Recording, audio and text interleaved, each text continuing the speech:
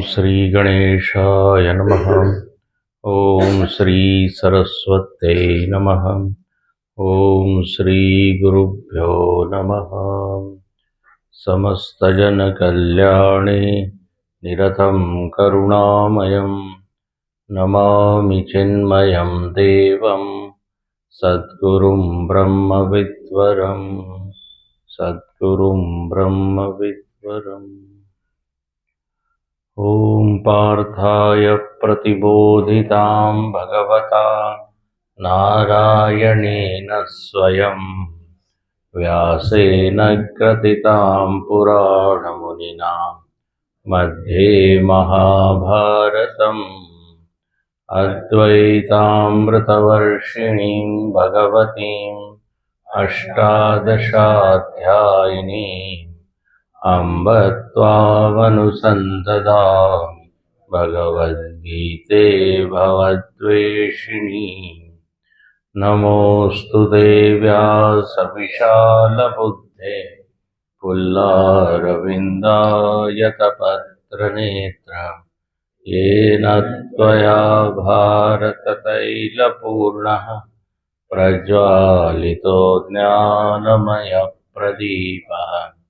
प्रपन्नपारिजाताय स्तोत्रवैत्रैकपाणये ज्ञानमुद्राय कृष्णाय गीतामृतदुहे नमः। सर्वोपनिषदो गावो मुग्धावो बालनन्दन पार्थो वत्ससुधीर्भोक्ता दुग्धं गीतामृतं महत्। वसुदेवसुतं देवं कंसचाणूरमर्दनं देवकी परमानन्द कृष्णं वन्दे जगद्गुरुं कृष्णं वन्दे जगद्गुरुम्।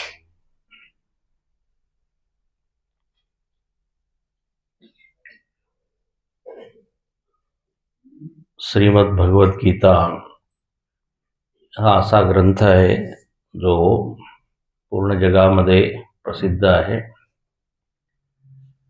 भगवद्गीता म्हणजे भगवंताद्वारे गायलेलं एक गीत आहे।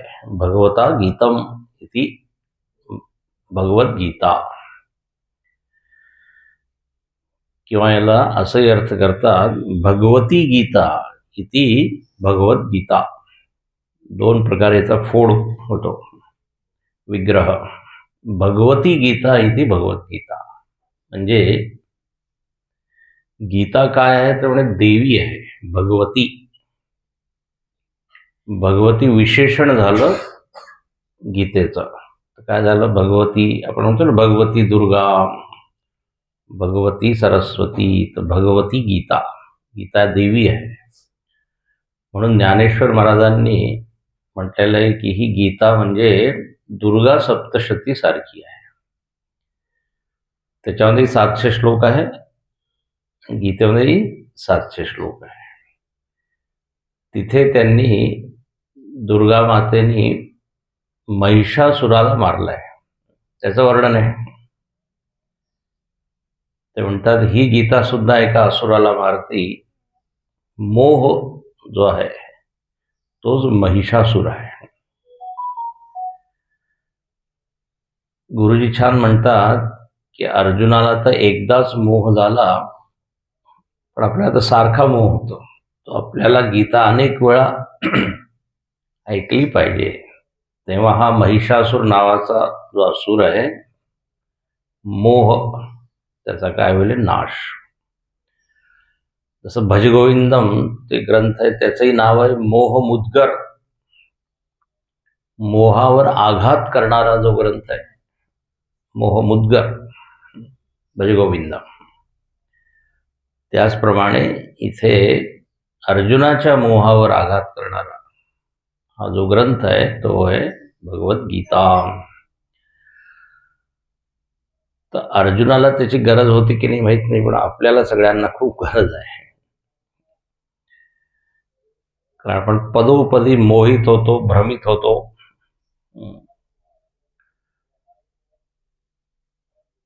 गीतेमध्ये 18 अध्याय आहे. आणखीन प्रत्येक अध्यायाला एक योग नावाचं काय संज्ञा दिलेली आहे, नाव दिलेलं आहे. कारण गीता काय आहे, ब्रह्मविद्या सुद्धा आहे आणि योगशास्त्र सुद्धा आहे. ब्रह्मविद्या म्हणजे ब्रह्माचं निरूपण करणारी विद्या आणि योगशास्त्र म्हणजे साधनशास्त्र. तर प्रत्येक अध्यायामध्ये फक्त ब्रह्माचं स्वरूप सांगितलं नाहीये, तर बरोबर साधना सुद्धा सांगितली. ब्रह्मविद्या योगशास्त्र आपण प्रत्येक अध्यायाच्या शेवटी म्हणतो ओम तत्सदिती.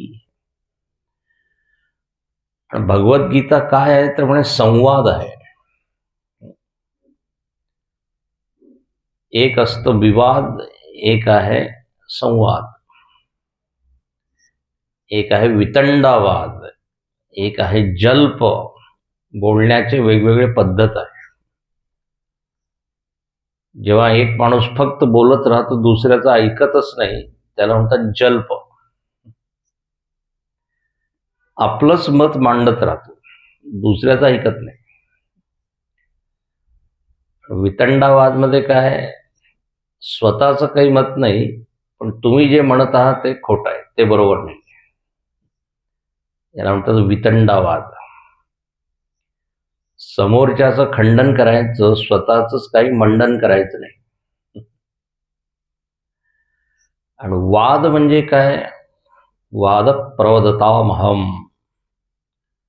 वाद म्हणजे सत्य काय आहे हे जाणून घेण्यासाठी जी चर्चा केली जाते त्याला म्हणतात वाद. आणि हा संस्कृतचा वाद बरं का, मराठीचा वाद नाही. मराठीमध्ये वाद म्हणजे विवाद. गीतेमध्ये 10व्या अध्यायात विभूती योगात भगवंत म्हणतात वाद प्रवदतामहम. बोलण्याचे जे रीत आहे त्याच्यामध्ये मी वाद आहे. वाद म्हणजे काय, सत्य काय हे जाणून घेण्यासाठी आपसामध्ये जी चर्चा होत आहे, शास्त्रार्थ होतो की नाही, त्यानंतर वाद. आणि चांगल्या पद्धतीने जर वाद झाला तर त्याला म्हणतात संवाद, सम्यक वाद.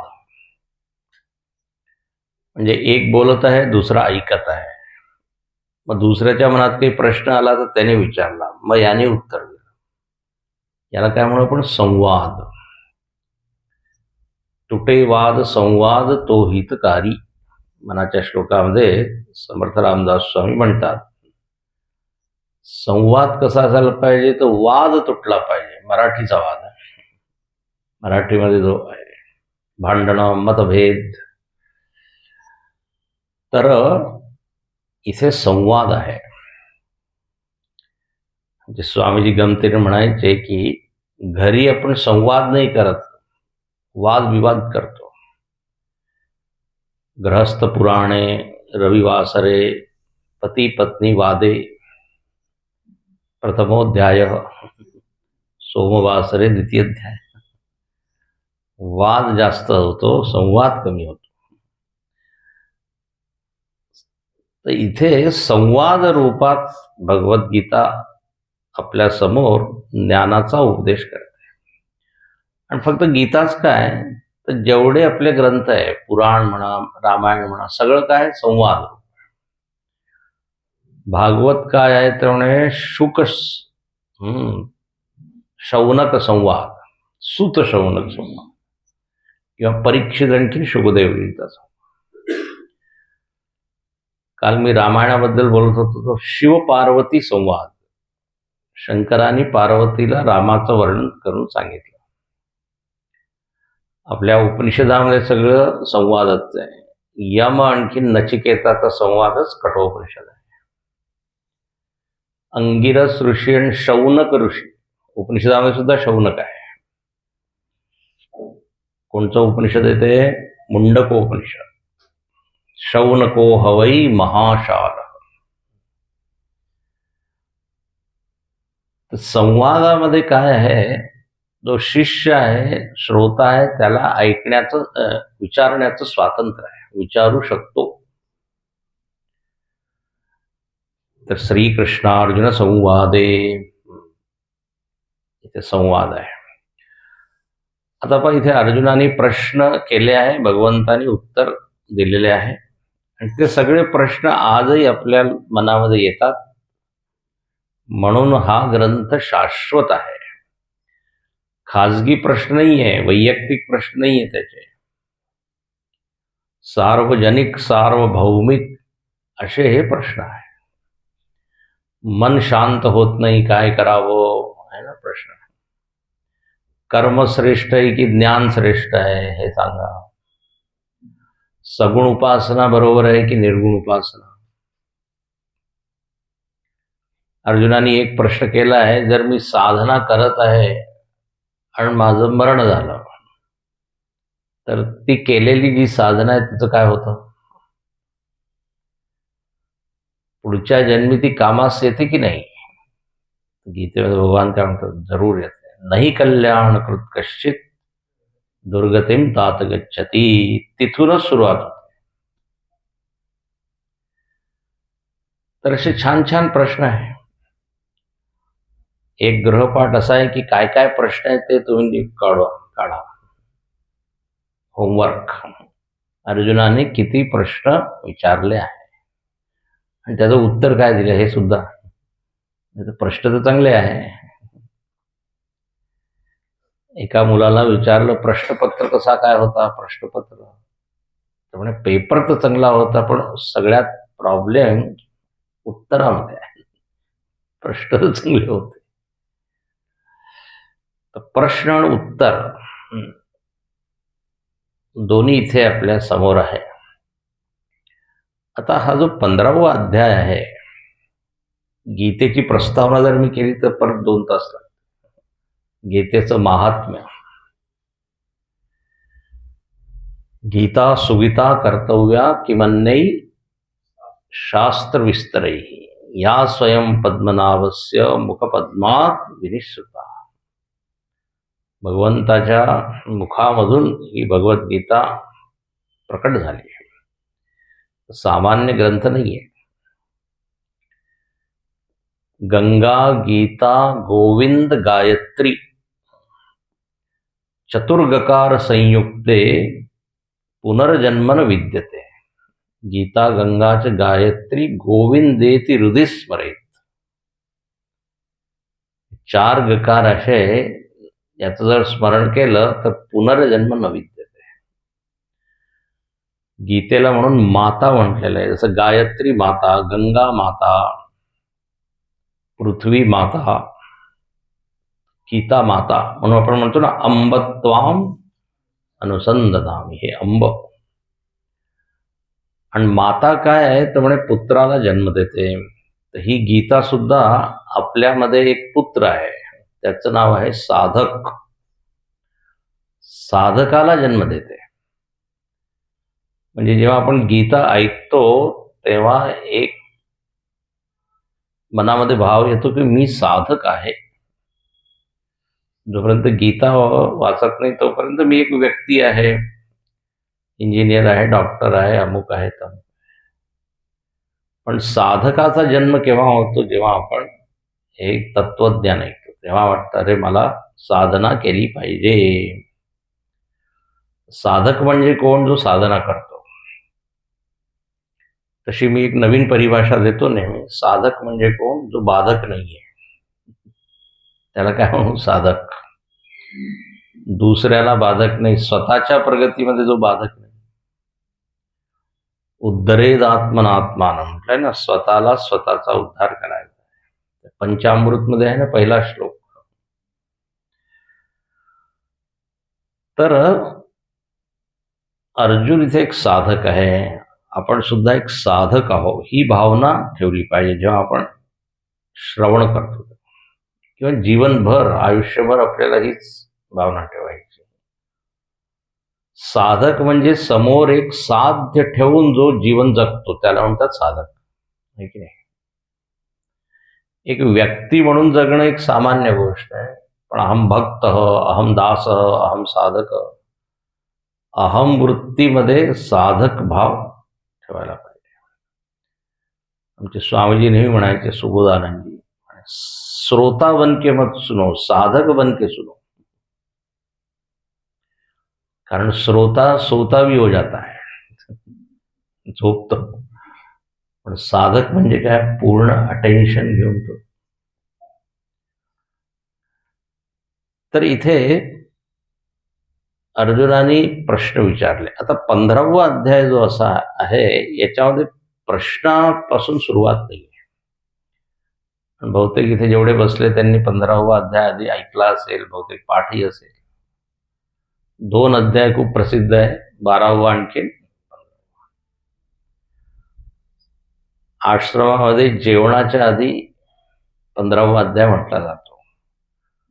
म्हणून आम्ही ब्रह्मचारी लोक गमतीने म्हणायचो की हा अध्याय जेवण देणार आहे. हा अध्याय म्हटलं की आपल्याला जेवण भोजन देने वाला अध्याय आहे. तर खूप सुंदर हा अध्याय आहे. आणि या अध्यायाला भगवंत म्हणतात शास्त्र. इति गुह्यतमं शास्त्रम इदमुक्तम मया नघ. याच अध्यायाला भगवंतांनी शास्त्र म्हटलं. शास्त्र म्हणजे अशेषार्थ प्रतिपादक ग्रंथ शास्त्र.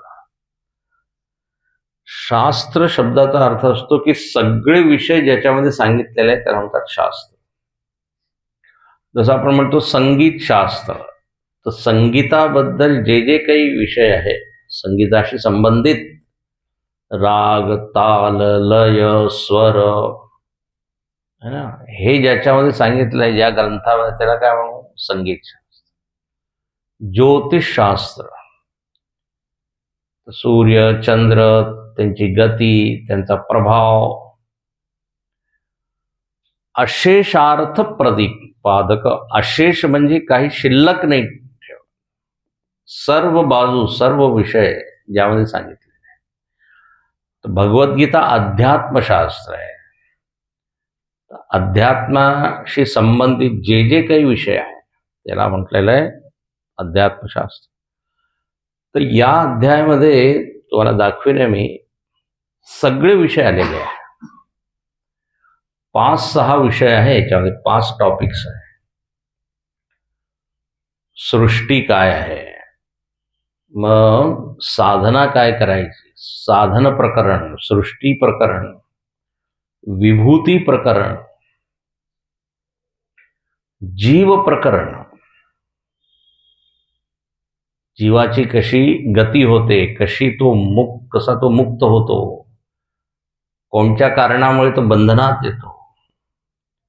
तर सृष्टी, जीव, साधना, विभूती, जो 10वा अध्याय आहे त्याचं थोडक्यामध्ये इथे वर्णन आहे. मी कसं या पूर्ण जगामध्ये व्याप्त आहे भगवंतानी इथे 5 श्लोकात किंवा 3 श्लोकात सांगितलं आहे. यदादित्यगतम तेजो वगैरे वगैरे सांगितलं, दाखविले मी. रोज तुम्हाला आठवण करून देईन. त्याचप्रमाणे इथे 3 पुरुषांचं वर्णन आहे. सोपाधिक पुरुष, निरुपाधिक पुरुष ना, पुरुषोत्तम, क्षर पुरुष, अक्षर पुरुष. तर असे 5-6 याच्यामध्ये विषय आहे. सुरुवात जी इथे होत आहे ती सृष्टीच्या वर्णनाने होत आहे की जग काय आहे. शंकराचार्य इथे म्हणतात, अर्जुनेन अपृष्टमपि आत्मनः तत्त्वं विवक्षुः उवाच ऊर्ध्वमूलम इत्यादी. म्हणे अर्जुनाने प्रश्न विचारला नाही तरी अपृष्टम, स्वतः भगवंताने विचार केला की या सृष्टीचं सत्य काय आहे हे सांगितलं पाहिजे, म्हणून मी आता स्वतःहूनच सांगतो. काल जसं मी सांगत होतो की श्रोता जो आहे तो जर जिज्ञासू असेल आणि ऐकण्याची इच्छा असेल तर मग वक्त्याला सुद्धा सांगण्यामध्ये आनंद येतो, प्रेरणा मिळते त्याला. नाही तर श्रोता जर झोपलेला असेल तर वक्ता म्हणे मी कशाला जागा राहू, मी सुद्धा घरी जाऊन झोपतो. तर इथे गीतेमध्ये अनेक वेळा असं येतं, परम भूय प्रवक्ष्यामी ज्ञानानाम ज्ञानमुत्तमम. परम भूय, भूय म्हणजे परत मी सांगतो. का सांगत आहे म्हणे, नाही तू ज्या पद्धतीने ऐकत आहे, ज्या भावनेने ऐकत आहे, मला सांगण्याची अजून अजून इच्छा होत आहे. वक्ता काय सांगेल, किती सांगेल, कसं सांगेल, हे याच्यावर अवलंबून आहे की श्रोता कसा आहे. यमराज म्हणतो देवाला की मला नचिकेतासारखा शिष्य मिळू दे. हा, नचिकेताने जसंचा तसं पूर्ण रिपीट करून सांगितलं जे यमराजाने सांगितलं, असं त्याची मेमरी, स्मृती. गुरुदेव गमतीने म्हणायचे, म्हणे नचिकेताने जसं या तसं सांगितलं. जिथे यमराज थांबले होते ज्या वाक्यानंतर, तो म्हणाला इथे तुम्ही थांबला होता, इथे तुम्हाला खोकला आला होता, या वाक्यामध्ये तुम्ही थोडासा विनोद केला होता. म्हणजे इतक्या बारकाईने त्यांनी ऐकला आहे. तर अर्जुनाकडे बघून भक्तोसी मे सखा चेती रहस्यम एतद उत्तमम. तर अपृष्टम जरी विचारलं नाही तरी भगवत तत्वज्ञाने अधिकार, भगवत तत्वामध्ये तुझा अधिकार आहे असं मला वाटतं, म्हणून मी तुला सांगत आहे. अच्छा. आणि ते म्हणतात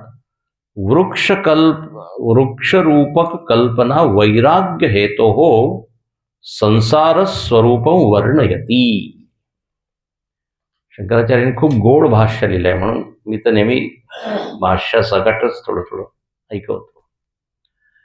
म्हणे या संसार वृक्षाचं इथे वर्णन करत आहे, की रूपक आहे, उदाहरण आहे की संसार कसा आहे म्हणे, झाडाप्रमाणे. त्यामुळे संसाराचं वर्णन तुम्ही का करत आहात. वैराग्य हेतो हो, संसाराचं वर्णन संसारामध्ये अडकवण्यासाठी नाही, त्याचं ऑलरेडी अडकलेलो आहे. वेदांतामध्ये जेव्हा जगाचं वर्णन करतात तर कशासाठी, की जगापासून काय विरक्ती आपल्याला आहे, की इथे असं काही नाही आहे की ज्याच्यामध्ये आपण अजून आसक्त झालो पाहिजे किंवा प्रेम केलं पाहिजे. जगाबद्दल गीतेमध्ये काय म्हटलेलं आहे, दुःखालयम, अनित्यम, असुखम, असे सगळे विशेषण दिलेले आहे. म्हणजे चांगलं प्लॅटफॉर्म आहे, तिथे राहून तुम्ही साधना करू शकता, पण कधी जग जीवनाचं ध्येय नाही होऊ शकत. याचा उपयोग करून याच्यापासून मुक्त व्हायचं आहे. जसं आपण ट्रेनमध्ये बसतो, ट्रेनमध्ये बसण्यासाठी नाही, पोहोचण्यासाठी. आणि डबा किती छान आहे, किती AC आहे, हे आहे ते, म्हणून आता इथेच बसलं. लहान पोरं उतरतच नाही, त्यांना ते इतकं छान वाटतं. तसेच लोक या जगामधून बाहेर येतच नाही किंवा येण्याची इच्छाच होत नाही. मनुष्याणाम सहस्रेषु कश्चित यतती सिद्ध आहे. तर इथे म्हणतात की वैराग्यासाठी संसाराचं वर्णन. आता खूप छान आहे. पण संसाराबद्दल अनेक लोकांनी मत मांडले आहे. शेक्सपियर म्हणतो की संसार म्हणजे एक काय मंच आहे आणि इथे वेगवेगळे आपण कोण नटनट्या आहे, अभिनेता. कोणी म्हटलंय संसार म्हणजे काय, खेळाचं मैदान आहे, इथे सगळे खेळाडू आहे, कधी माणूस जिंकतो कधी हारतो. कोणी म्हटलं जग काय आहे, तर युद्ध क्षेत्र आहे, सतत इथे युद्ध चालू आहे, कुरुक्षेत्र आहे ना. जगाबद्दल अलग वेगवेगळे मत आहे. कोणी म्हणतं जग म्हणजे काय, पश्य देवस्य काव्यम, भगवंताचं काव्य आहे. काव्यामध्ये असे नवरस असतात की नाही, त्याप्रमाणे जगामध्ये आपल्याला अनुभव येतात. हास्यरस, तर कधी विभत्स, तर कधी शृंगार, असे वेगवेगळे रस आहे. वीररस, करुणरस. जग म्हणजे एक कविता आहे, किंवा पंचदशीमध्ये म्हटलेलं आहे जग म्हणजे एक चित्र आहे, चित्रदीप प्रकरण आहे. वेगवेगळे लोक म्हणजे भगवंताचं पेंटिंग आहे. हिंदीमध्ये एक गाणं सुद्धा आहे, कौन चित्रकार है, हरी हरी वसुंधरा, नीला नीला ये आसमा. कोणी चित्रकार आहे. विनय पत्रिकेमध्ये गोस्वामी तुळशीदासांनी सुद्धा असं लिहिलेलं आहे, कही न जाई का कहिए तव रचना विचित्र है, समुझी समुझ मन रही. असं हे चित्र इथे आपल्याला कॅनव्हास दिसत नाही, म्हणजे असे कागद किंवा कापड, पण वेगवेगळे चित्र आहे. तर असं जगाबद्दल भरपूर लोकांनी चिंतन केलेलं आहे. वैज्ञानिक लोक म्हणतात जग काय, तर म्हणे वेगवेगळ्या तत्वांचं एक संघटन आहे. कॅल्शियम, फॉस्फरस, नायट्रोजन, हायड्रोजन हे सगळे मिळालेले आणखी वेगवेगळ्या वस्तू बनलेल्या आहे. अणु परमाणूचं काय जग आहे. आईन्स्टीन म्हणतो एनर्जी आहे जग, म्हणजे एनर्जी आणि मॅटर, ऊर्जाच पदार्थाच्या रूपात आहे. प्रत्येक पदार्थामध्ये ऊर्जा आहे, म्हणून त्या अणूमधून सुद्धा ते ऊर्जा काढतात. वीज निर्मिती होते, एटॉमिक असतात ना प्लांट. अणूचा उपयोग बॉम्ब बनवण्यासाठी होतो, कारण त्याला एवढी ऊर्जा आहे, अणुबॉम्ब. वैज्ञानिक लोक सुद्धा आपलं मत ठेवतात वेगवेगळे. आता इथे देवानी काय म्हटलंय ते आपण पाहू. देव इथे म्हणतो की एक झाडाप्रमाणे आहे, रूपक आहे झाड. पहिला श्लोक वाचू. श्री भगवान उवाच ऊर्ध्वमूलमदः शाखम् अश्वत्थं प्राहुरव्ययम् छन्दांसि यस्य पर्णानि यस्तं वेद स वेदवित्. ऊर्ध्वमूलमदः शाखम् अश्वत्थं प्राहुरव्ययम् छन्दांसि यस्य पर्णानि यस्तं वेद स वेदवित्. झाड तर आपण सगळ्यांनी पाहिलेलं आहे. तर आता झाडाला डोळ्यासमोर आणा एक झाड असतं, आणि झाडामध्ये काय असतं, त्याचे वेगवेगळे अवयव असतात, विभाग. तर इथे कल्पना केली आहे की या झाडाचं एक मूळ आहे, मुळाशिवाय झाड होऊ नाही शकत. तर पहिला शब्द काय, ऊर्ध्वमूलम. आता याचं लोक काय अर्थ करतात की ज्याचं मूळ वर आहे. जनरली मूळ कुठे असतं, खाली. म्हणजे उलट झाड आहे, पालतं. ऊर्ध्वमूलम अधः शाखा, खाली सगळ्या शाखा आहे, म्हणजे फांद्या आहे. पण याचा अर्थ असा नाहीये उलट झाड आहे, याचा एकदम वेगळा अर्थ आहे. लोक असंच घेतात, पण चला ठीक आहे. याला जर समजायचं असेल तर असं पहा, आपण जेव्हा वंशवृक्ष बनवतो की नाही, वंशवृक्षावली, तर त्याच्यामध्ये असंच असतं, मूळ कुठे असतं, ऊर्ध्व. मग त्याचे 3 मुलं झाले, मग 3 मुलांचे 2 मुलं, 4 मुली, असं फांद्या, वंशवृक्षावली. पण इथे ऊर्ध्वमूळ म्हणजे शंकराचार्य म्हणतात की ज्याचं मूळ ते आहे जे ऊर्ध्व आहे. म्हणजे जी वस्तू सर्वोच्च आहे, लक्ष देऊ नाही का. ऊर्ध्व म्हणजे उच्च, आणि उच्च म्हणजे असं या अंतराळात उच्च नाही. उच्च म्हणजे शंकराचार्य म्हणतात कालतः सूक्ष्मत्वात् कारणत्वात् नित्यत्वात् महत्वाच्च ऊर्ध्व उच्यते. खूपच सुंदर. म्हणजे ऊर्ध्व ज्याचं मूळ आहे, आणि ऊर्ध्व म्हणजे काय, जे काळामध्ये सगळ्यात पहिलं आहे, ज्याच्यापासून काळ आला, ज्याच्यापासून स्थळ वस्तू आहे, म्हणजे जो सर्वात आधी आहे. सोपं काय, जो सर्वात आधी आहे. म्हणून एक शब्द आपण म्हणतो पुराणम. पुराण शब्द आहे तो देवासाठी. अजो नित्य शाश्वतोयम पुराण. पुराण म्हणजे जुनं. जुनं म्हणजे काय, जे पहिले आहे. आपण काय म्हणतो, हे जुने लोक. जुने लोक म्हणजे यांचा जन्म आमच्यापेक्षा आधी झालेला आहे. जो सर्वात आधी आहे काळामध्ये, ज्याच्यापासून काळ उत्पन्न होतो, त्याला म्हणतात ऊर्ध्वम. या जगाचं मूळ आहे ते. आणि ते म्हणतात सूक्ष्मत्वात ऊर्ध्वम. सूक्ष्म असल्यामुळे याला ऊर्ध्व म्हटलेलं आहे. सूक्ष्म म्हणजे काय, जे स्थूल नाहीये ते सूक्ष्म आहे. आणि स्थूल म्हणजे काय, जे सूक्ष्म नाही ते. रामाचं घर कुठे, म्हणे लक्ष्मणाच्या घराच्या जवळ. लक्ष्मणाचं कुठे, रामाच्या जवळ. दोघांचं घर कुठे, एकमेकाच्या जवळ. आता यांनी काहीच कळत नाही ना. सूक्ष्म म्हणजे जे स्थूल नाही, आणि स्थूल म्हणजे जे अरे पण स्थूल म्हणजे काय आणि सूक्ष्म म्हणजे काय, त्याची परिभाषा काय. सूक्ष्म कशाला म्हणतात, आता ऐकलं असेल तुम्ही.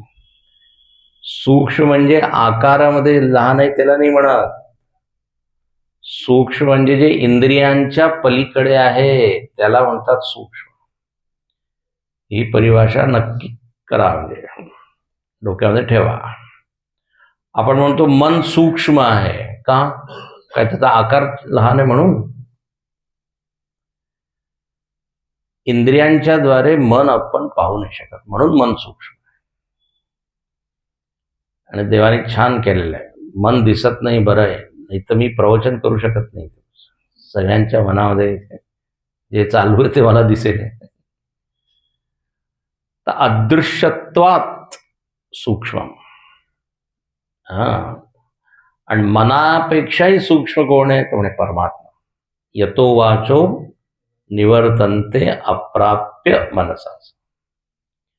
तर स्थूल सूक्ष्मामध्ये सुद्धा एक क्रम आहे.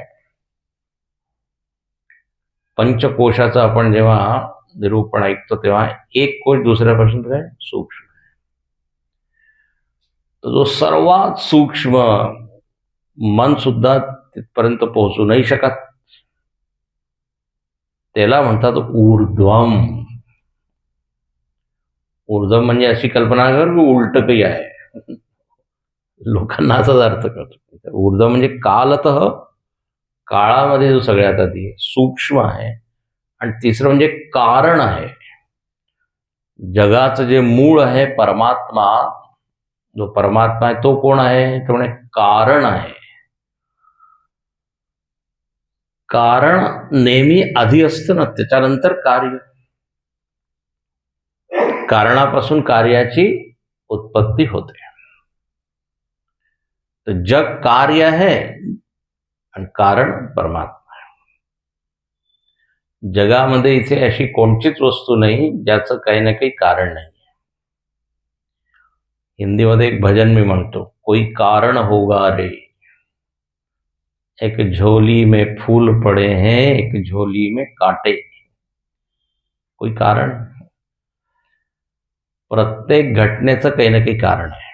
आता गंमत अशी आहे, छोट्या छोट्या गोष्टीचं कारण तर आपल्याला कळतं, समजतं किंवा आपण समजू शकतो. पण संपूर्ण ब्रह्मांडाचं कारण काय हे एकदम सुचत नाही, कुठून आलंय. म्हणून प्रश्नोपनिषदामध्ये त्या शिष्याने प्रश्नच केला आहे, कुतो वा इमानी भूतानी जाय. प्रजा कुठून उत्पन्न झाली, कुतो वा इमा प्रजा प्रजायन्ते. सगळे लोक कुठून आले. कारण. तर इथे म्हणतात परमात्मा या संपूर्ण जगाचं कारण आहे, म्हणून त्याला आपण मूळ म्हटलेलं आहे आणि त्याला ऊर्ध्व म्हटलेलं आहे. कळतंय का? सगळ्यांना कळतंय ना? सगळेजण इथेच आहात?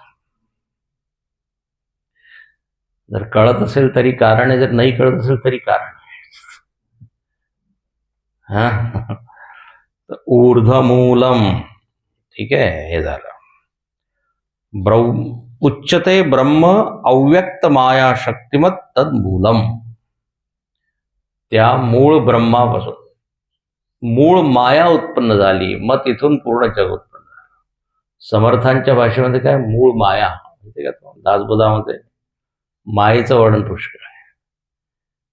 तर ब्रह्मामध्ये एक शक्ती आहे, तिचं नाव काय? माया. ती अव्यक्त आहे आणि तिथूनच मग संपूर्ण जग प्रकट झालं. तर ऊर्ध्वमूलम अधशाखम, दुसरा शब्द. तर मूळ झालं, एक अवयव झाला,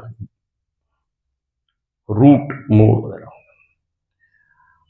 आता शाखा, शाखा म्हणजे फांद्या. फांद्या नंतर आहे म्हणून त्याला म्हटलेलं आहे अधशाख. अध म्हणजे असं की खाली खाली आलंय असं नाही. अध अध म्हणजे नंतर. अच्छा, अनेक फांद्या आहेत, त्याचं वर्णन पुढे आहे. तिसरा शब्द आहे अश्वत्थम. म्हणजे या झाडाचं नाव तर जरा तुम्ही सांगा, झाडाचं वर्णन तर करत आहात.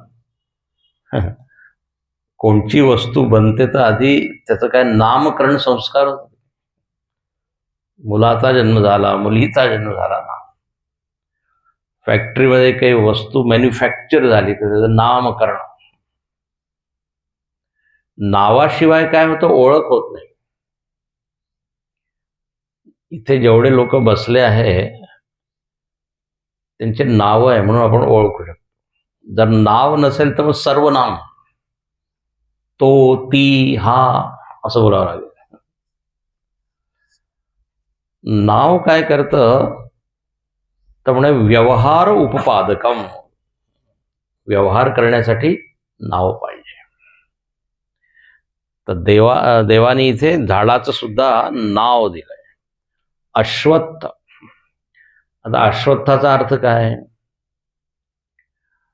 कोणी म्हणतं पिंपळ, कोणी म्हणतं वटवृक्ष, वडाचं झाड. मराठीमध्ये वड म्हणतात. तर काही म्हणा तुम्ही, पिंपळ सुद्धा म्हटलेलं आहे. आणखीन हे जे उसका जो इको कम कर दो, उससे वो आ रहा है बार बार. अश्वत्थ म्हणजे पिंपळ. पण इथे शंकराचार्य पिंपळ वट हे सगळं अर्थ करत नाही. ते काय म्हणतात, अश्वत्थ शब्दाचा अर्थ काय हे समजा. भाष्यकार फार छान म्हणतात, न श्व अपि स्थाता इति अश्वत्थ क्षणप्रध्वंस्य. खूपच सुंदर. श्व शब्दाचा अर्थ असतो उद्या. संस्कृतमध्ये श्व म्हणजे काय? उद्या. म्हणजे जो उद्या एकसारखा राहत नाही, म्हणजे जो प्रत्येक क्षणामध्ये बदलत आहे. तर जगाचा हा स्वभाव आहे. पाहता पाहता परिस्थिती बदलून जाते. याला म्हटलेलं आहे दृष्ट नष्ट स्वभाव. गंधर्व नगरवत. जसं आकाशामध्ये आपण ढग पाहतो, त्या ढगांत असं एक आकार दिसतो. असं वाटतं हत्ती आहे, घोडा आहे, किंवा कधी कधी वाटतं पूर्ण एक गाव आहे. अशी दुकानं दिसतात, झाडं दिसतात, घरं दिसतात. तर मग पाहत राहा, पण ते काय दुसऱ्या क्षणात ते दुसरं दिसतं. जगामध्ये सुद्धा इथे शंकराचार्य म्हणतात क्षणप्रध्वंसी. एकसारखं काहीच राहत नाही, म्हणून जगाचं नाव आहे संसार. संसार म्हणजे संसरती इति संसार, सतत सरकत आहे संसार. आणि जो सरकण्याचा अनुभव करत आहे तो म्हणजे संसारी. आपण सगळे काय संसारी. एक स्वामीजी म्हणतात संसारी म्हणजे काय, तर म्हणे जो प्रत्येक 2-4 क्षणानंतर म्हणतो सॉरी सॉरी सम्यक सॉरी. सारखं काही ना काही गडबड करतो आणि सॉरी, दुःख होत राहतं त्याला. संसरण. आता पहा, शरीराकडे पहा, संसरण आहे की नाही. लहानपणाचं शरीर पहा, आत्ताचं शरीर. फोटो पाहून फक्त आपण किती छान माझं रूप होत. परवात मी कुठे सांगत होतो म्हणे डोक्यावर किती छान केस होते, आता सगळे केस उडून गेले. No hair only air. तीन प्रकार के होते हैं बाल, 3 प्रकारचे केस असतात, माहिती तुम्हाला. एक असतात पार्टेड म्हणजे असे भांग काढतात. एक आहे अनपार्टेड, अस्तव्यस्त. आणि एक आहे डिपार्टेड, गेलेले, परत येत नाही. तर पाहता पाहता आधी ते पांढरे होतात, लोक खूप काळ्या करण्याचा प्रयत्न करतात, पण ते किती होत, किंवा पांढरा केसाला की काढण्याचा प्रयत्न करतात. पण आता जी वस्तुस्थिती आहे ती समजली पाहिजे. तर शरीर बदलत आहे, मन बदलत आहे.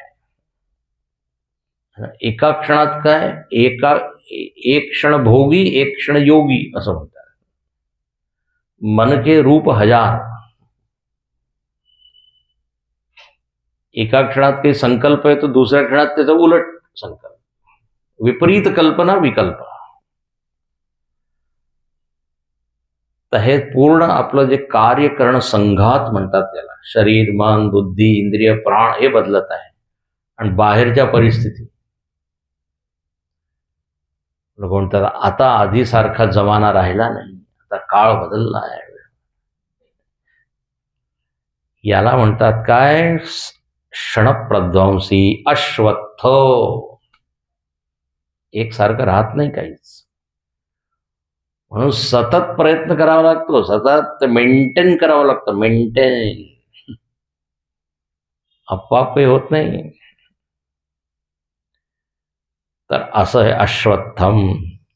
ऊर्ध्वमूलम, ज्याचं मूळ कसं आहे, सूक्ष्म आहे, जो कारण आहे. तो परमात्मा कसा आहे, तर म्हणे कारण आहे. आणखीन याचं नाव आहे या झाडाचं अश्वत्थ.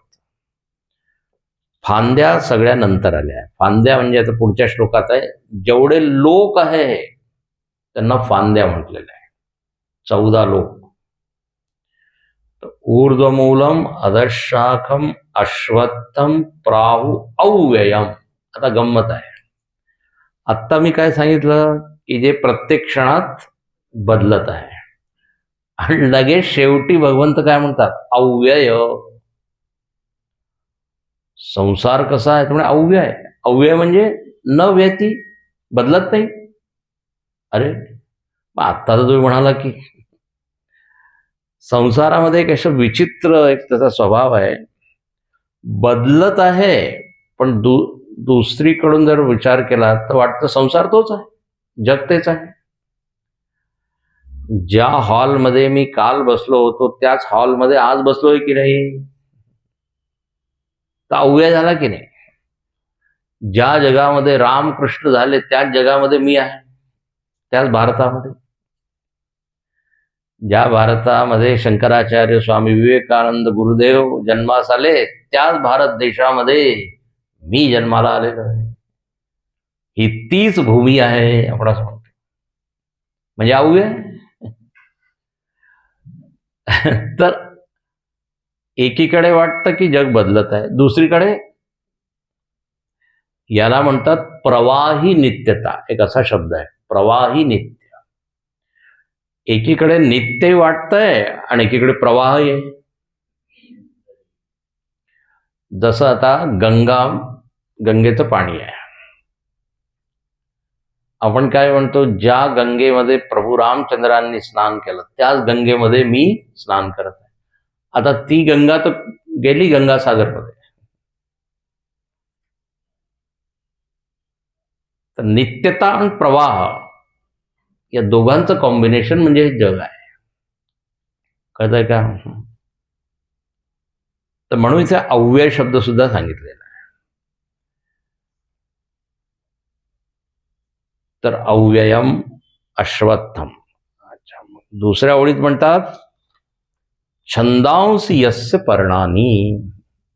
खूप छान. या संसार वृक्षामध्ये पानं सुद्धा आहे. पानाशिवाय तर झाड होऊ नाही शकत. तर म्हणे या संसारामध्ये पानं काय आहे? पर्णानी छंदांसी. छंद जे आहे ते आहे पान. आता इथे छंदांसी म्हणजे काय? तर म्हणे वेद मंत्र त्यांना म्हणतात छंद. वेद मंत्रच काय आहे? म्हणजे पानाप्रमाणे. आणि किती छान आहे, खूप सुंदर कल्पना आहे. हे जे पानं आहे ते काय करतात? तर शंकराचार्य इथे म्हणतात रक्षणार्थानी पर्णानी यथा वृक्षस्य. झाडाचं रक्षण ते पानं करतात. पान ते जेवण बनवतात ना, त्याला म्हणतात फोटोसिंथेसिस. मराठीमध्ये प्रकाश संश्लेषण असा एक शब्द असतो. ऊन आहे, वारं आहे, त्याच्याद्वारे ते शोषण करतात. म्हणजे याचं आणखीन मग झाडाचं रक्षण होतं त्याने. अच्छा, दुसरं, त्या झाडाची शोभा कशामुळे? सौंदर्य त्या पानांमुळे. जेव्हा पान सगळे झडून जातात, कोणचं त्याला म्हणतात ते पतझडला काय म्हणतात मराठीत? पानगळ. पानगळ. तर एक असं म्हणजे सीझन आहे, त्याच्यामध्ये काय सगळे करतात, मग नुसते फांद्या दिसतात. अंधारामध्ये वाटतं कोणी भूतूत उभा आहे की काय. घाबरतात लोक. कंकाळ ज्याला म्हणतात, आतमधलं फक्त असं असतं की नाही, सापळ म्हणतात ते, सापळा, त्याप्रमाणे झाडांचं. तर त्याची शोभा केव्हा आहे? जेव्हा हिरवगार. तर म्हणे या जगाची शोभा हे सगळे शास्त्र आहे, ग्रंथ आहे. छंदांसी शब्दाने सगळे ग्रंथ घ्यात आणि पहा, त्या झाडाच्या खाली सावली असते. उन्हाने लोक त्रस्त होतात, तर झाडाचा शोध करतात. झाड आहे का? झाड आहे. त्याचप्रमाणे या संसारामध्ये लोक त्रस्त आहे. शास्त्राच्या जवळ जेव्हा येतात तेव्हा त्यांना जरा शीतळता, शांती. म्हणजे किती सुंदर आहे. हिंदी में एक भजन है, सूरज की गर्मी से जलते हुए तन को मिल जाए तरुवर की छाया, ऐसा ही सुख मिला है जब से शरण तेरी आया. छंदांसी यस्य पर्णानी. खूपच छान आहे. ऋक यजु साम लक्षणानी छंदांसी. म्हणजे ऋक यजु मंत्र हे जे आहे हे जणू काही पानं आहे. ह्याच्यामुळे हिरवगार म्हणजे ते झाड आहे, त्याच्यामुळे वातावरणामध्ये पहा ऑक्सिजन असते, आहे की. पर्यावरणाचा तुम्ही अभ्यास केला. आता हेच तर दुर्दैव आहे, आपण झाडं कापत आहे झपाझप आणि मग म्हणतो काय गरमी वाढत आहे, प्रदूषण वाढत आहे. या झाडांना लंग्स म्हटलेलं. लंग्स म्हणजे आपले फुफ्फुस.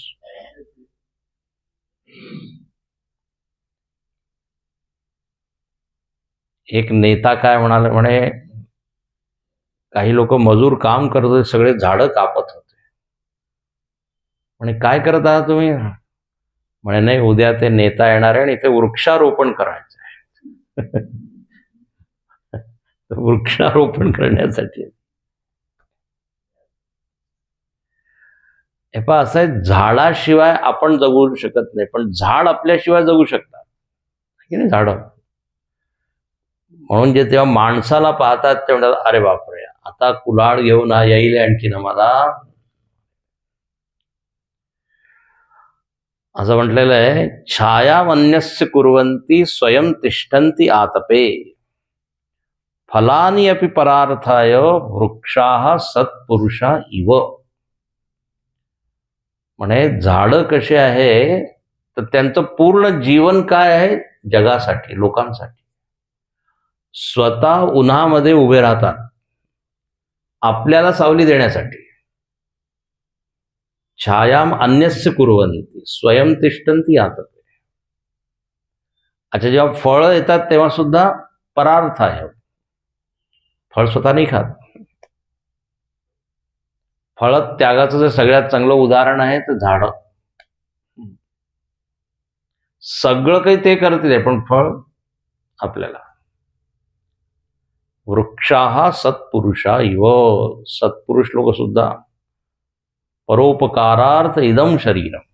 परोपकाराय फलंती वृक्षाः परोपकाराय वहंती नद्या परोपकाराय दुहंती गाव.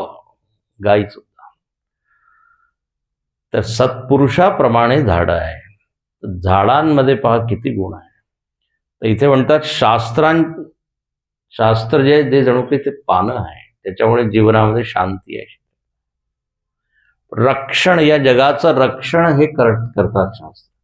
जरा कल्पना करा, गीता नाही, रामायण नाही, उपनिषद नाही, भागवत नाही, मग जग एकदम रुक्ष झालं असतं. जे रस आहे ना, रस, आनंद, तो यांच्यामुळे. किती छान कल्पना आहे. छंदांसी यस्य पर्णानी. आणखीन यस्तम वेदस वेदवित. म्हणजे जो या संसाराला जाणतो आणि संसाराचं कारण परमात्मा आहे त्याला जाणतो, म्हणे तो जणू काही वेदवित झाला, त्याने सगळं काही जाणलं. हे पण दोन वस्तू आहे जगामध्ये, जगाचं कारण आणखीन जग. दोच आहे. परमात्मा कारण आहे आणि संपूर्ण जग कार्य आहे. वेदांमध्ये या दोघांचंच वर्णन आहे. तर म्हणे जो त्या परमात्म्याचं स्वरूप जाणतो आणि हे जग काय आहे हे जाणतो, तर म्हणे तो सर्वार्थविद झाला, वेदार्थविद. समूल वृक्ष ज्ञानम स्तौती. संपूर्ण त्याला ज्ञान होऊन जातं जर या दोन वस्तूंचा त्याने अभ्यास केला. याप्रमाणे पहिल्या श्लोकामध्ये भगवंतांनी एक झाडाची कल्पना करून सांगितलं आहे, अश्वत्थ वृक्ष. अच्छा, म्हणजे आता तुम्ही सांगितलं अधश्च, काय म्हणतात, अधश शाखा. तर फांद्या काय काय आहे, कोणकोणत्या आहे, पुढच्या श्लोकामध्ये ते वर्णन आहे. अधश्चोर्ध्वं प्रसृतास्तस्य शाखा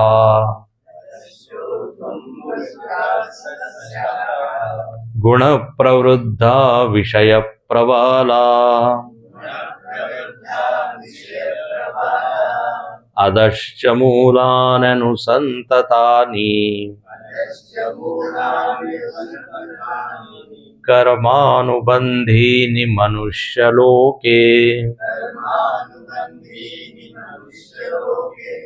अधश्चोर्ध्वं प्रसृतास्तस्य शाखा गुणप्रवृद्धा विषयप्रबला अधश्च मूलान्यनुसन्ततानि कर्मानुबन्धीनि मनुष्यलोके. अधः च ऊर्ध्वं च प्रसृताः तस्य शाखा. तस्य शाखा, त्याच्या शाखा म्हणजे फांद्या. प्रसृताः, प्रसृता म्हणजे पसरलेल्या आहे. कुठे, तर म्हणजे काही शाखा वर आहे, काही खाली आहे. आता 14 लोक सांगितलेले आहेत, 14 भुवन. नाव माहिती का तुम्हाला? भूर्भुव स्वह मह जन तप सत्यम, वरचे लोक. अतल, वितल, सुतल, पाताल, महातल, रसातल, हे अध आहे. तर हे या काय म्हणे सगळे शाखा आहे, फांद्या आहे. लोक म्हणजे लोक्यते अनुभूयते यत्र. जिथे आपण विविध प्रकारचे अनुभव घेतो त्याला म्हणतात लोक. तर आता हे जे पृथ्वी आहे याला काय म्हणू आपण, मनुष्य लोक, कारण इथे आपण मनुष्य सगळे राहतात, आणखी वेगवेगळा अनुभव करतात. स्वप्न लोक, स्वप्न सुद्धा एक लोक आहे, तिथे सुद्धा आपण काय अनुभव घेतो. तर लोक्यते, एक आपलं घर जे आहे ना ते सुद्धा एक लोक आहे. असं एक झाड असतं आणि झाडावर काय ते छोटे छोटे पक्षी काय बनवतात, घरटे.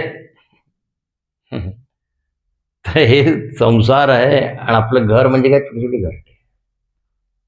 शंकराचार्यांनी वर्णन केलंय खूप छान. तर एक मोठं लोक, त्याच्यामध्ये छोटे छोटे लोक, तर अशा अनंत लोक आहे. काही वर आहे, काही खाली आहे. आता वर खाली म्हणजे असं नका समजू एक टिफिनचा डब्बा आहे की वर एक डब्बा आहे खाली डब्बा आहे, असे एका लाईनीत नाहीये. वर खाली जे म्हटलेलं आहे ते अंतःकरणाच्या स्तरावरून म्हटलेलं आहे. उच्च अंतःकरण, आता उच्च म्हणजे असं वर आहे नाही, उच्च म्हणजे सात्विकता ज्याच्यामध्ये आहे, सद्गुणी जो आहे.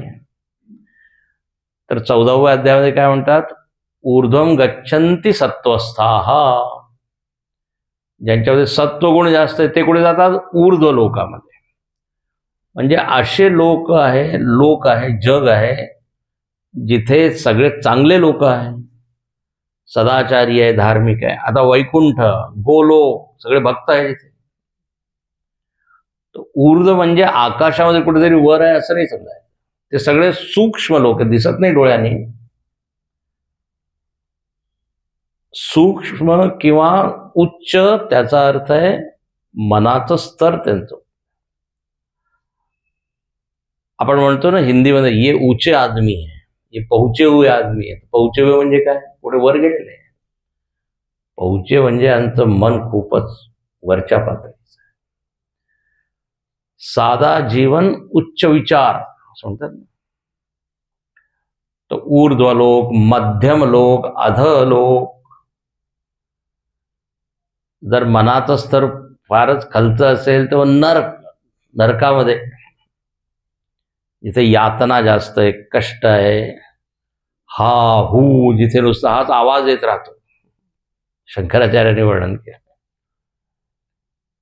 तर असे वेगवेगळे हे लोक आहे. स्वर्गलोक, स्वर्गामध्ये काय सगळं छान छान आहे.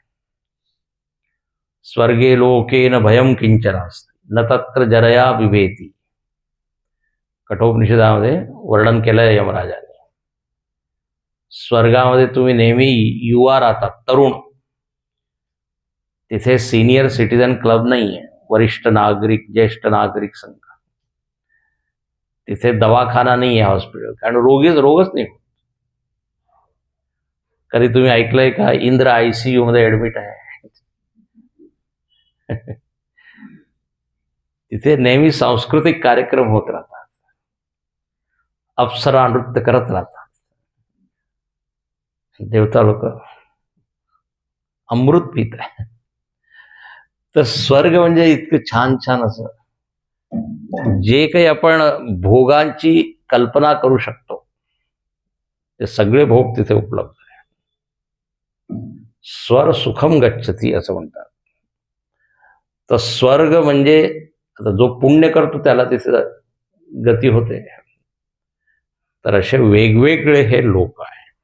ठीक आहे, अधश्च ऊर्ध्वम प्रसुप्तास. आता झाडामध्ये दोन गोष्टी अजून असतात, त्या म्हणजे झाडाची वाढ होते. तर म्हणजे या संसार वृक्षाची वाढ कशाने होते, खत पाणी आपण टाकतो त्याच्यामुळे वाढ होते. इथे काय म्हणतात, गुणप्रवृद्धा, त्रिगुणामुळे हे झाड वाढत राहतं. याचा अर्थ काय, आता उद्या सांगेन. त्रिगुणामुळे आपण या जगामध्ये अडकलेलो राहतो. हे जग कसं आहे, त्रिगुणात्मक आहे, सत्व रजस तमस,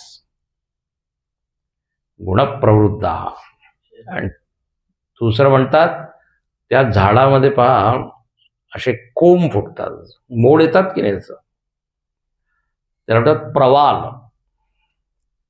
आणि ते फार नाजूक असतात, फार सुंदर दिसतात. फुलं सुद्धा येतात तर अधिक कळ्या येतात ना त्याच्या. त्यामुळे इथे सुद्धा विषय जे आहे ना, विषय ते काय आहे म्हणजे कोंब आहे. आणि ते कसे आकर्षक आहे, मोहक आहे, नाजूक आहे. विषय प्रवाला किती विषय आहे नाही माहित? 5 विषय आहे. सांगा. शब्द, स्पर्श, रूप, रस, गंध. बस या 5 विषयांचेच वेगवेगळे मिश्रण आहे. प्रत्येक वस्तूमध्ये या 5 आहे. आणि हे कसे आहे विषयाः. विषय म्हणजे विषणवंती निबध्नन्ति इति विषया. जे माणसाला बांधून ठेवतात त्यांना म्हणतात विषय. तर विषय प्रवाला. आणखीन मनुष्य लोके कर्मानुबंधिनी. कर्म नावाची एक मूळ आहे.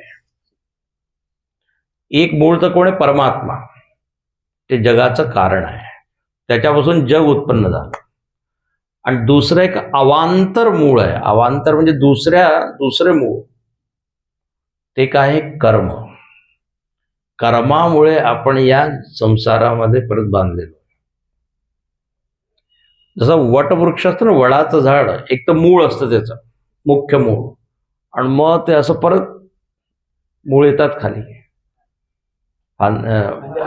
आधी पारंब्या, आणि मग त्याच पारंब्या काय म्हणतात, तिथूनच त्या जमिनीमध्ये जातात वर. तुम्ही जर कलकत्त्याला जर जाल तर तिथे एक मोठं असं झाड आहे. तिथं मुख्य काय मूळ हे कळतच नाही कोणतं. किती किलोमीटर मध्ये आहे ते एकच झाड, फांद्या फांद्या फांद्या. परमात्मा मूळ आहे, ठीक आहे, पण त्याच्यानंतर कर्म जे आहे, अनुबंधिनी मनुष्य लोक. त्या मुळामुळे काय होतं? झाड घट्ट तिथे राहतं, म्हणजे तुटत नाही, पडत नाही. आपण सुद्धा या संसारामधून निघू शकत नाही, कारण कर्म नावाची अशी गोष्ट आहे ती आपल्याला बांधून ठेवते. किती छान वर्णन आहे इथे. कर्माचं सूक्ष्म रूप आहे वासना. जन्म घेणे लागे वासनेच्या संगी. कर्मानुबंधिनी म्हणून. आणि जसं कर्म त्याप्रमाणे वेगवेगळे लोक आहेत. यमराजाकडे एक चित्रगुप्त नावाचा असिस्टंट आहे, तो सगळा हिशोब ठेवतो. कोणकोणचे कर्म केले त्याप्रमाणे तो एक एक लोक सँक्शन करतो. सगळं काही नोट होतंय बरं का, नोंदणी होत आहे त्याच्यावर. म्हणे हा सत्संगमध्ये येत होता, याला हे लोक द्या. हा यायचा, आपण मधूनच उठून जायचा.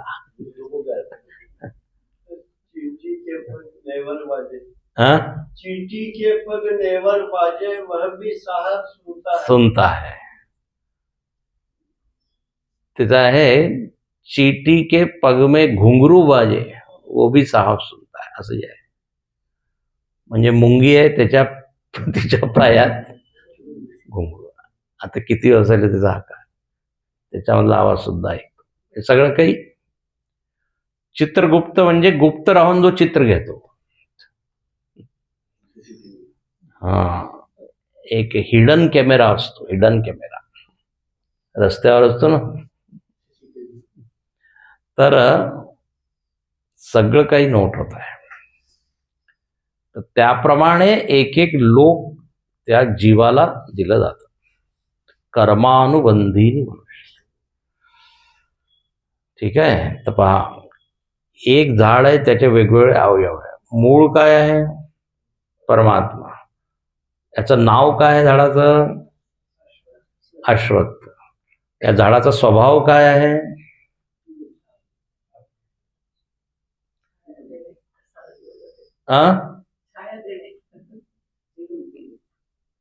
नाही, याचं मूळ स्वभाव सांगितलं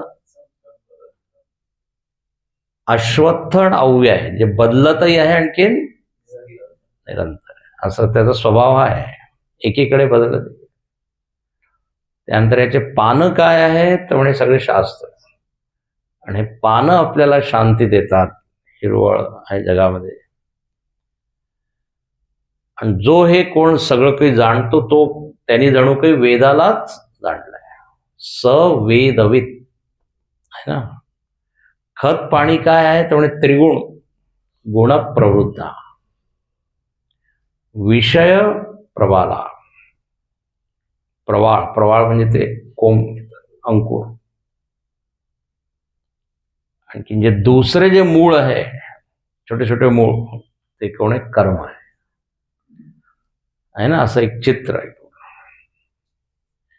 आता उद्या ओम पूर्णमद पूर्णमिदं पूर्णात् पूर्णस्य पूर्णमादाय पूर्णमेवावशिष्यते. ओम शांति शांति. हरि ओम. श्री गुरुभ्यो नमः.